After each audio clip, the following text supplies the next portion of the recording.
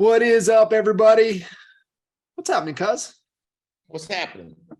I know you've got your webinar this evening, getting it tweaked and dialed in. Yep, just finished going through the whole thing, iterating on all the slides, and yeah, I like the way it turned out. So should be good. I don't know how many people will be doing their Valentine's dinner and all that at that time, but good news is I'm way over here on AST time zone, so it'll be a little bit before people go to dinner, at least. Yeah. And that's at 5. Is that 5:30 Central? 5 o'clock Central. 5 o'clock Central. Yep. Fantastic. Yep. Well, awesome. I know kind of scheduled this to start a few minutes after the hour, so I know folks will be jumping in, but there's Mr. Albie. Going through, have you jumped into the confidence gap yet? I have not. I think I have it already. Yeah. So, Coach Matt, I connect with him twice a month, and I had my call with him yesterday, and we were back in that book pretty heavily. And it's really about, gaining confidence, overcoming fear is really what it's really about. And he's, making me stop and go through all the exercises and not just listen to the book to listen to the book. So it's taken some time to stop and reflect. And a lot of it is driven from what we know to be the driving force in our life and our business is driven through our values, and, always performing at our highest, best self to the values of behavior and action. And he it's just in every situation, right, comes back down to really tying into that. And I forget how they kind of break it down in there.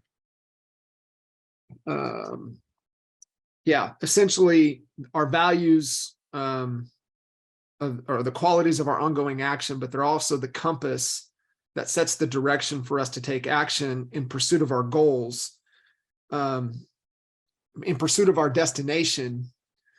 And our goals are just places that we want to visit in pursuit of our overall direction. So it's really cool how they kind of tie that together. We talk about the vision, what's the goal, what are we trying to accomplish, but the action really comes from our values. And so it's just really cool kind of reflecting back through that and overcoming that hesitation and that fear, which is usually survival instincts, which is fight or flight or freeze. And so, like, when we're talking about even on the agent attraction side of things and kind of what you're doing with the webinar, and this is just a constant reminder. And was talking to somebody today, kind of working through the conversation, and it goes down to what in the confidence gap is the confidence cycle, which is practice the skills. So when I was hearing you iterate on the webinar, this is what really came to mind. I think this is valuable for, Matt, Pierre, Brent, everybody listening in.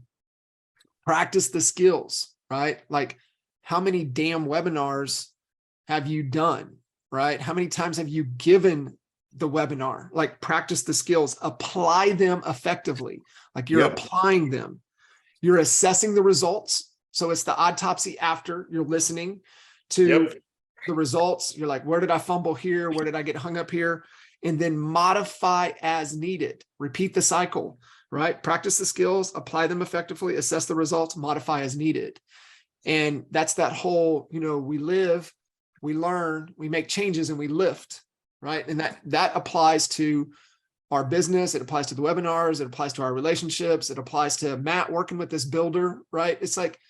It's just the fundamentals, right? The foundational principles of what we do. So it's really cool. So it's the same thing like with listing appointments, John. I used to say that all the time on listing appointments, and you can relate that to, getting out there and try to going on 5 listing appointments a week, and then try to increase that as much as you can, because the more you get in that box and take swings and even strike out, like, the more your odds start to go up that you're going to get a base hit, that you're going to get a double, a triple, and eventually home runs. but you have to get in and swing and strike out. And that's what most people aren't willing to do. And the same thing goes for going up and speaking on stage, teaching public speaking and doing an event where you're up there for an hour and a half teaching something. Right. It terrifies most people. It used to terrify me, and until you can do it, you're doing it so many times. It's that initial fear of getting past that. Yeah. And being okay with screwing it up. Yeah. And most people aren't okay with going out there and screwing something up.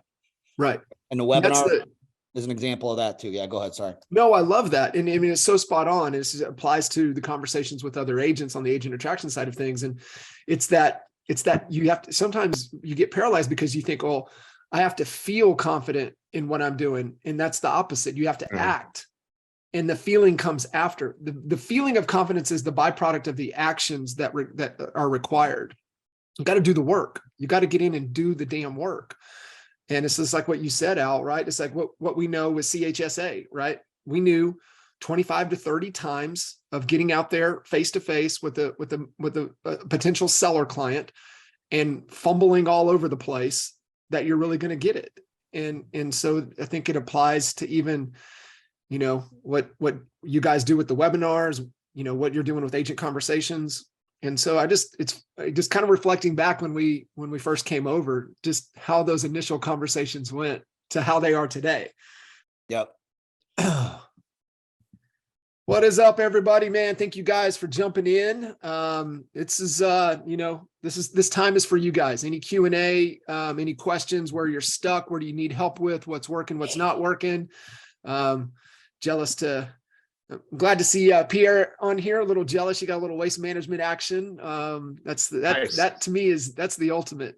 Besides Augusta, right? That's got to be like the golf event to go to. It's crazy, just crazy. Yeah, lot of drunk people. Surprise. Better than any hockey game I've ever seen. Seriously? Yeah. Oh yeah. I've heard the same thing. That says a lot for Canadian, eh? I'm going to tell you the coolest thing that we have been going to lately, and you guys are going to laugh, but down here, the rodeos, like the real rodeos where the guys are riding the bulls and, it's the real deal, man. It's been fun. Like that's entertainment. So something new. Yeah. We had a big rodeo in Lawton every year. Oh yeah. Big rodeo, big one. And all the stars came in, whoever was top in the world, that was always one of their stops. So it was. I bought my first pair of cowboy boots. So yeah, now I'm going to wear them like twice and that'll be it. I'm a cowboy now. I love it. When you look in other professions like riding bulls, and you think to yourself, damn, like our job's pretty damn easy. We can make way more money without breaking our sternum, getting bucked off of a bull or a horse. Like, yeah. And you start thinking, I don't have it that bad. Man, these guys are crazy. They wear helmets, but there's two guys that we saw. One guy got knocked out by hitting the bull head, came up, hit him in the head, knocked him out cold. He went down, and then the bull landed on his head. His back legs landed right on the side of his head. Like, it's scary, man. I don't know how they do it. Man, the guys that are in there, the clowns, the athletes, what they have to do to jump in front of those freaking animals. Those are the guys, man. Mm-hmm. A lot easier selling homes. A lot easier. A lot easier to recruit agents. Oh, yeah. I love it. Well, cool. So any thoughts, ideas, challenges, questions, maybe even, share some victories, what's working well, just kind of throw it out here into the group. So I'll go ahead and throw my hat in the ring. So my reservation isn't necessarily, it's not necessarily putting myself out there or talking about the benefits of the team or the brokerage. What I'm finding my fear is my procedure, my process. I start in, so a little bit of background. So put the team together probably 24 months ago, 2.5 years ago, somewhere around there. last year, our numbers are great. I know that my processes don't suck, right? I mean, I know that we've put it together, but I find myself not having a problem with conversations, not talking about the back office support or how to make it easier for agents, right, to stay in their in their productivity mindset. But I have a problem just like, I guess I know my processes are pretty good, but what I'm having a problem with, even with my current teammates, which is kind of making it difficult for me to put it out there, is listen, if you just follow the practice or follow the procedure and do what we tell you, I know what we have on paper will get you to 15 million because it's the same script. It's the same everything that I used, but I have a problem with like existing team agents following that procedure, right? And doing everything that they're instructed to. And so what that causes me is a little bit of reluctance of having that confidence of, listen, if you just do what I tell you to do, you're going to fall forward. You can't help but be successful. But I notice as I start getting out there with my recruitment that I start to pull back a little bit, because in the back of my mind, I'm like, well, is it really good enough? Is it really good enough are my procedures really that good? And I don't know if that really makes any sense, but that's where my reluctance is coming. And it's not talking to agents. It's just trying to make sure I'm finding the right ones that will actually follow the process, right? And not try to go John Wayne and do it on their own, because I've got examples of teammates who are still on the team that refuse to follow what we ask. And I guess the key word is ask them instead of tell them what to do. And they fall flat on their face. I guess, how solid of a business plan or how solid of a procedure do you have before you just start saying, it's done is better than perfect? I guess I'm finding myself striving for perfection in the agent process. And that's where my reluctance is kind of coming in. Does that make sense at all? Yeah.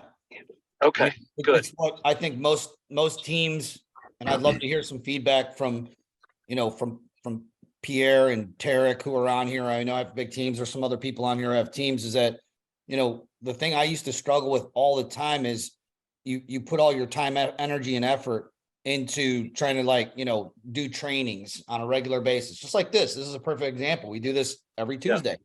And look how many people are on it. We have 13,000 honey badgers, and there's 1, 2, 3, 4, there's 16 or whatever's on here, And so Shep Black told me, you really have to stay committed to creating the environment, and the people who are going to latch in, hopefully will tell other people to come in that are committed, because we can only focus and give our energy to the committed. We can't worry about the uncommitted. And that's a mantra that we all have to keep repeating to ourselves over and over and over again. And if you don't, you're going to get frustrated, Matt. You're going to start thinking like what you're thinking right now is like, maybe what I have isn't that good. Having said that, we all want to constantly iterate and make our trainings better, make them more relevant for today. I was literally just talking to, I don't know who else, my sister, Allison, and even some of the stuff that I coached on that helped me grow my business 10 years ago with the Kindery stuff needs to be updated, and to reflect what's going on in today's market, in today's environment and stuff like that. That's going to be a thing, but the principles behind it don't change. Right. And those are constant. But here's the thing. Let me just share this. Whether your processes and your strategies and your scripts and dialogues and all the things that you teach right now are perfectly on point or slightly off, doesn't matter for the people who aren't coming anyway. They ain't seeing any of it anyway. They're not using it, whether it's really, really good. They're not even going out and trying it. So you can't focus on the uncommitted. You have to focus on the committed. And, we're trying to figure it out ourselves. We'd love to have 900 people on this call, but we're going through it ourselves and trying to, figure out what we can do to get more people and, here and excited about growing and learning and whatnot. Okay. Very good. Thank you. Yeah, I don't know if Jay, you have anything to add to that, but you know, I know that's just something that lots of team leaders have been through, is just like, and unless you want to run things like militantly, which I've ran my team militantly in the past, and it didn't really fulfill me. You know, it's like, if you don't come to the meeting, you're not getting leads and that kind of thing. And you can certainly do that, you know, in the right way. But Pierre, you're running a pretty big team, in addition to your whole organization too. What have you seen out there? Have you seen the similar struggles, or you cracked the code on that? You know what? I mean, I did what you used to do. I mean, it was more of a military kind of, you know, if you didn't show up, you didn't get anything. And, you know, we started losing agents because of it, because agents were like, you know what? I mean, I didn't get into this for another boss. And, you know, it was just, there was a lot of micromanaging. So I think what happened to me is, as I got older, and Tarek has a totally different team and his team's killing it. So, you know, maybe he could touch on this a little bit better, but as I got older, I kind of, you know, let them do their own thing. And, you know, I just accept the fact that some will, some won't. And, you know, I just gotta accept it, right? Because I can't push people that don't want to, you know, want to grow. So if people want to do 10 deals a year, I'll help them do 10 deals a year. If they want to do 100, that's what I'll help them do. But I also have a couple that just quit, right? That didn't sell a house in 1 year. And I'm like, well, if you can't make it here, you can't make it anywhere. Like, there's just no way, right? But Tarek has a different model too. So maybe, Tarek, I don't know if you want to touch on, you guys are pretty regimented. Yeah, we're pretty regimented. The structure is there. We've got weekly in-house trainings and team meetings, but at the end of the day, as per Al's comment,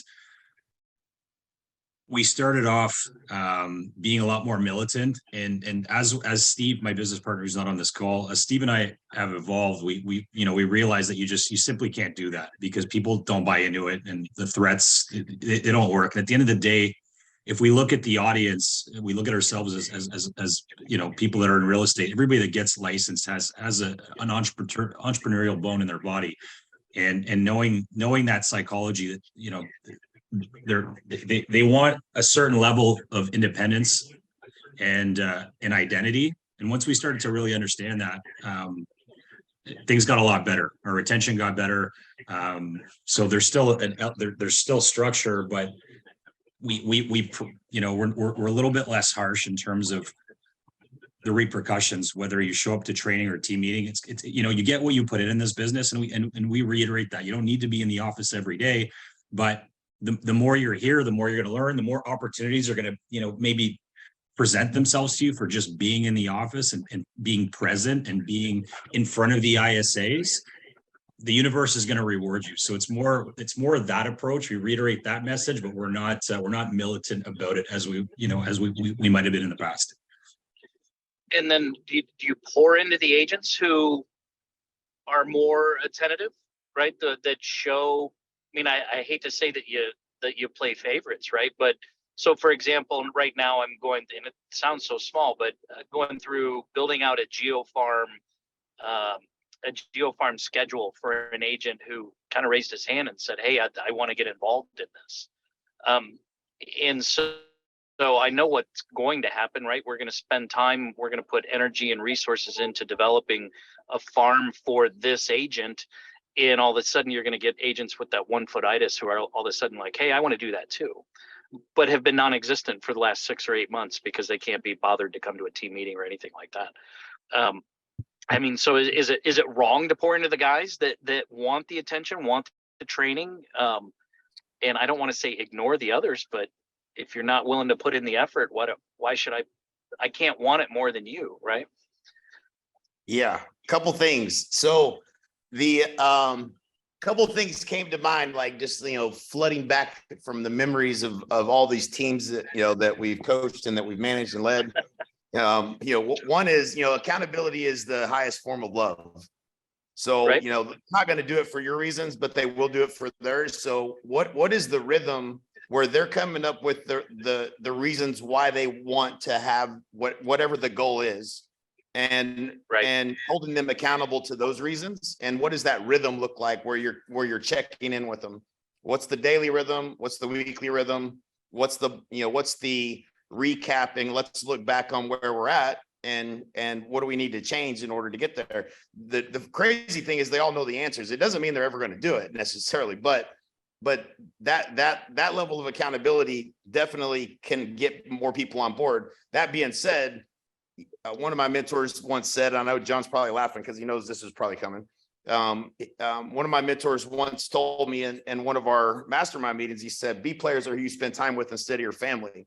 And it reminded me of the times that I spent time trying to coach people that would only go as far as I was willing to coach them at the time. And then if I leave and come back, they were right there where I left them. They didn't grow on their own. They didn't read a book. They didn't, do any script calling or role playing. They didn't do anything else. And the only value that was being brought was when I was bringing value to them, and they weren't doing anything in between the whistles. And really, you want to always be top grading. You want to be, you're looking for the people that are looking for you. And so unfortunately, that team environment, not everybody is gonna live up to the standards that you set. But I think the goal is to always try to find the people that are, and spend your time with the people where you get leverage. Like when you help grow someone and they go and they do things additional and they're coachable, they're willing to do those things, they're showing up at the meetings, they're doing what's necessary. Spending time with those people is where you're going to get the most leverage. So that's kind of my 2 cents. Thank you. Yep. Love it. I know we got a few minutes here before we jump over with the rapid funnel team and really diving more into learning and improving on the tool, the application, kind of the process around the agent attraction side of things. Any final questions or thoughts that you guys are struggling with that we can kind of unpack?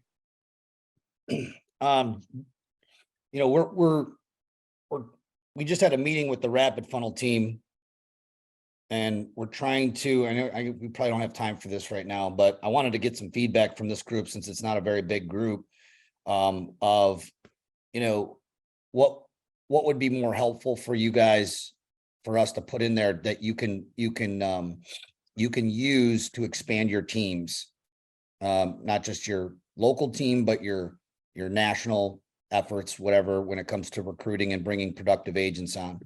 And so we sort of came to the conclusion that we need more offers built into the actual app itself, so that you have, as agents, more abilities to help other agents, because these are the leaders, right? You guys are the leaders, so you're looking to lead other human beings to success. And what other things can we pile into it? Is there any suggestions that anybody has that you were thinking to yourself, man, it'd be really cool if we could do this? We're open to your suggestions, and we want to listen to you, and if it's doable, these guys stand ready to do it. So that would be the only thing I would be asking this group, since it's so small. We only have a little bit of time. Is there anything that's not in there? Like, if you can wave a magic wand and it would be in there, what would it look like? Anybody can throw it out there to anybody. Or if it's even something like, if it had this, I would use it more. What would that look like? Jay, did you want to mention what we talked about, like what they were talking? Yeah, we got talking about putting in there. Yeah, we got about 5 minutes. So, this came up a while back, and we didn't get to the end zone on it. But one of the things that we have a little bit of flexibility and things that we can do with that tool. One of the things that I saw was an opportunity was creating buyer and seller surveys, taking some of the lead magnets and things that we have that we can give away to agents, and have your own customized pages where it's you giving it away and creating a lead for yourself. And then, there's the using this to, in social media, in your Instagram stories, on Facebook, even TikTok, and driving people to, to surveys that people that are buyers or sellers, and they're thinking of selling, and coming up with some creative surveys to kind of gauge, what's the sentiment in the market, and create buyer and seller leads.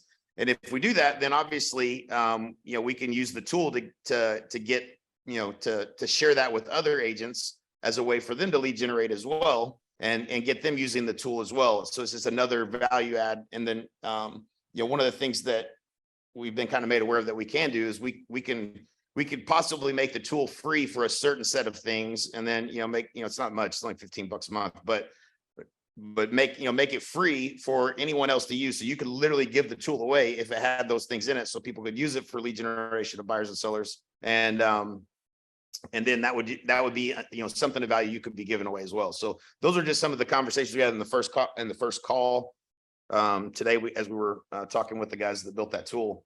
And it seems like there could be some creative ways that we could help everybody close more deals using the tool as well, not just use it for agent attraction, I guess. Yeah. Love for you guys maybe kind of think on that and then get us some feedback. We really value that, what it would look like. I love Al's question. If it had this in there, how, would you use it more? What would have to be in there? It's a really good question. Do you guys have something that, nothing that I've seen so far, but is there something in terms of an email or something that should maybe go out for all members of the Honey Badger Nation as they're onboarded, in terms of resources that are must have? So, I mean, the Rapid Funnel app, the Building an Empire book, the EXP app, like specific things that are just conducive to this particular group and its success, that we think are absolute musts, that can be sent out automatically to anybody that joins this downline. Because what I found, as I've been learning and obviously communicating with Pierre and some of our other partners, and talking to Jay, talking to Al, read this, download this, go do this training, etc. So it's all really good stuff, but should we have is there a more formal process where all of these things automatically go to anybody that's being onboarded within the group? Yeah, because now I'm finding that I'm doing the same thing. We've got people coming in our downline all over Quebec, and I'm saying, you absolutely want to read this. I mean, and Eric's on this call, so he's one of our partners that I've had these conversations with. Make sure to read this book. Make sure to download this app. Like, these are super important things. But do we have is there something more formal that could go out to everybody that joins this downline every time? You got that email? Did you download the app yet? Have you picked up Building an Empire? All of these things. Does that exist? So yes and no. So Honey Badger Nation has everything, pretty much everything that, all of the trainings and anything that they could get access to. The challenge is depending on whether they're focused on production or agent attraction, we could overwhelm people pretty easily with just everything that we could be trying to plug them into. And so we have an onboarding email that we send out that has links to everything. And once again, not everybody's looking for it at that very moment. So that's, not always going to be, guaranteed to be onboarded successfully. Another thing that we have doing, Al, you might be able to talk to it a little better than me because it's your VA that's doing it, but we have every person that gets into Honey Badger Nation gets tagged in a handful of posts that we want them to see that has access to all that kind of stuff, right? The main thing is, in my opinion, the number one thing is we get them to download the app and go through the agent attraction training. Pretty much everything you need to know is there. So like, that's the most complete collection is in the app. The under the coaching tab, the agent attraction training lays out all that stuff as it relates to agent attraction. Like, that's the most complete system. If they haven't gone, like, if I get, the thousands of calls that I've done with people that were coming back around, over the years, like, maybe they didn't do agent attraction right away, but now they're ready to jump into it. 100% of the time I tell them to go to the agent attraction training every single time. Like, the answer is always in there. And so that's probably the most complete place is getting them to, to get the app and go through the agent attraction training. That would be the one thing if we could get them to do. Outside of that, because we mentioned the books and the training and all that kind of stuff too. And so, yeah, I don't know. There's probably a better way. And I know we do send an email out to every person that joins Honey Badger Nation, because we get everybody that, that joins within our downline. We get all the, the email addresses out of the revenue share, inside of the EXP thing. So we have access to all that. We send emails. I don't know who all get, who gets them, who doesn't get them, who reads them, who doesn't read them.